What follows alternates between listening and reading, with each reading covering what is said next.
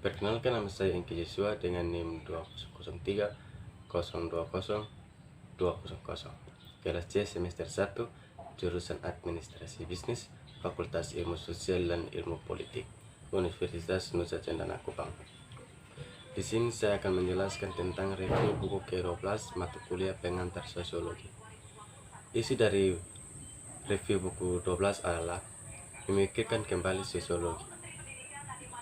Masih ada rasa krisis dalam sosiologi dan realisasi ambisi besar yang harus disumbangkan rekonstruksi masyarakat yang rasional untuk manfaat bagi seluruh umat manusia. Sekarang tampaknya semakin jauh dari sebelumnya. Pada saat ini, bahkan ada kecurigaan bahwa disiplin tersebut benar-benar telah melakukan likuidasi.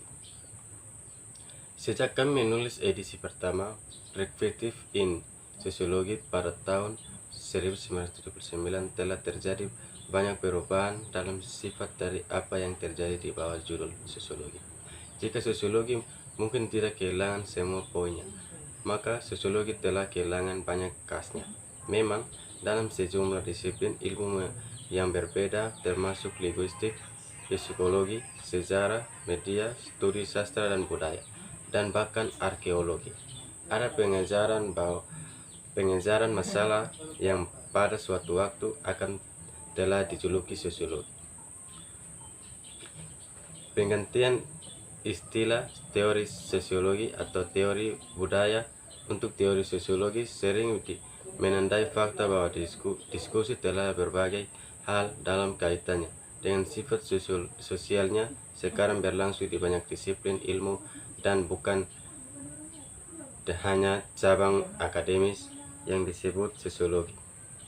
Judul yang lebih baik untuk edisi kelima ini mungkin kemudian menjadi Perspective in Sosiologi Teori, karena tentu saja beberapa dari karya terbaru yang akan kita ulas dikerjakan oleh para filsuf daripada sosiolog. Pekerjaan ini sangat berpengaruh pada sosiologi itu sendiri. Banyak kecenderungan yang memunculkan perkembangan saat ini sudah ada setidaknya dalam bentuk yang baru lahir ketika edisi pertama keluar. Saat itu mereka hanya marginal, sekarang mereka telah meningkatkan ke status dominan, memiliki pengaruh internasional dan interdisipliner yang sangat besar. Pecahnya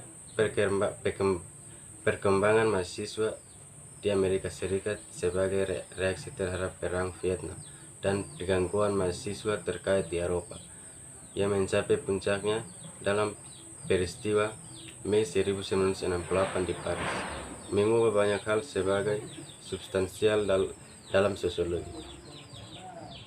Harus utama sosiologi Anglo-Amerika dituduh berpuas diri secara intelektual dan ketidakjujuran politik dalam menyajikan sebagai ilmu pengetahuan yang pada kenyataannya lebih merupakan pembenaran ideologis bisnis, militer, dan negara. Ada reaksi keras terhadap gagasan bahwa sosiologi harus berusaha menjadi ilmu. Oleh karena itu, posisi yang menganjurkan sosiologi sebagai disiplin ilmu lunak daripada disiplin ilmu keras menjadi populer sementara.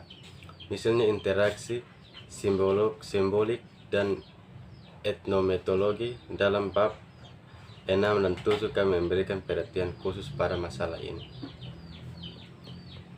Perkembangannya yang dihasilkan dari reaksi di tahun 1960-an yang lebih menentukan dalam membawa sosiologi Anglo-Amerika ke kondisi sekarang, bagaimanapun, adalah upaya untuk mempolitisasi disiplin ilmu tersebut untuk membangun kapasitasnya dalam mengkritik masyarakat modern.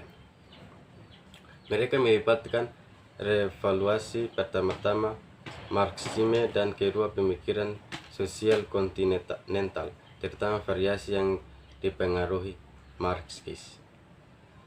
Marx sekarang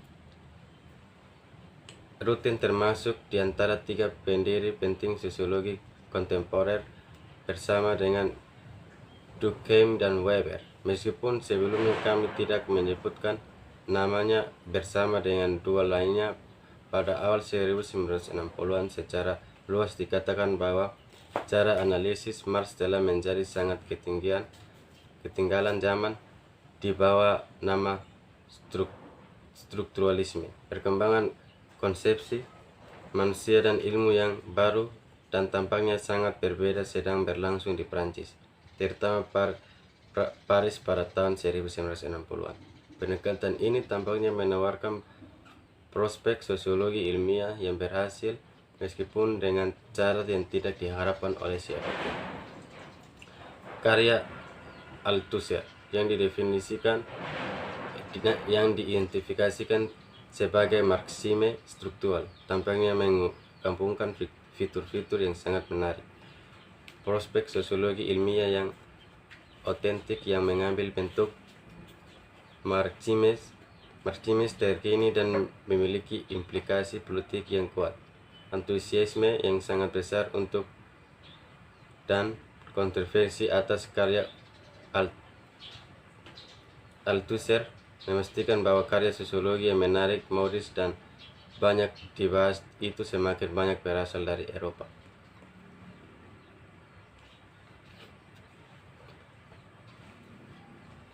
Bersamaan dengan antusiasme terhadap Marxisme struktural Althusser, berkembanglah perhatian baru dengan sejumlah pemikir Marxis pada periode antar perang. Ketertarikan baru pada Marxisme Barat yang sejarahnya kembali ke masa Perang Dunia I dan Revolusi Rusia menandai penggeseran besar ke arah politisasi sosiologi. Penghentian langsung karya Marx didasarkan pada pemahaman tentang sebagai kritik atau ketidakadilan, ketidaksertaan ekonomi dalam masyarakat kapitalis. Namun ekonomi Barat modern tidak lagi eksploitatif terang-terang seperti yang terjadi pada akhir abad ke-19, dan kelas pekerjaan bukanlah kekuatan revolusioner yang militan seperti yang dituntut oleh teori Marx.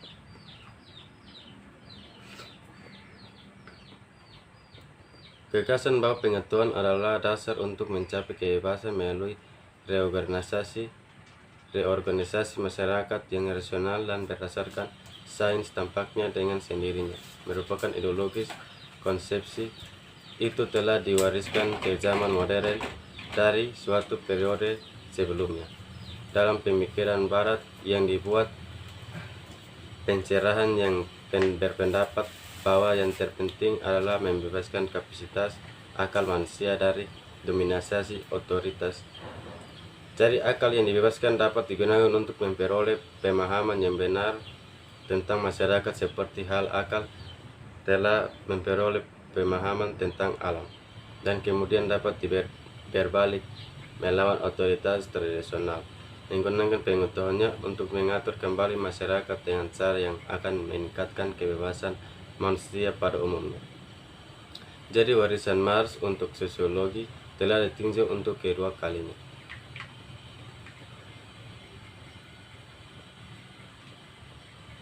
Dari semua yang telah kami sampaikan sejauh ini, jelas bahwa kisah yang kami sampaikan dapat diceritakan secara kronologis secara luas.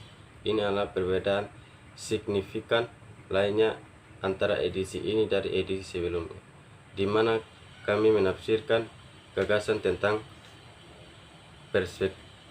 perspektif sosiologis dengan cara yang tak lekang oleh waktu.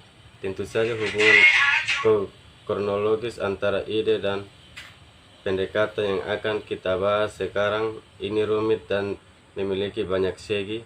Namun demikian, pada dasarnya benar untuk mengatakan bahwa pergeseran dalam pemikiran teoritis dalam sosiologi selama 30 tahun terakhir ini telah mengikuti pola yang pasti meskipun longgar.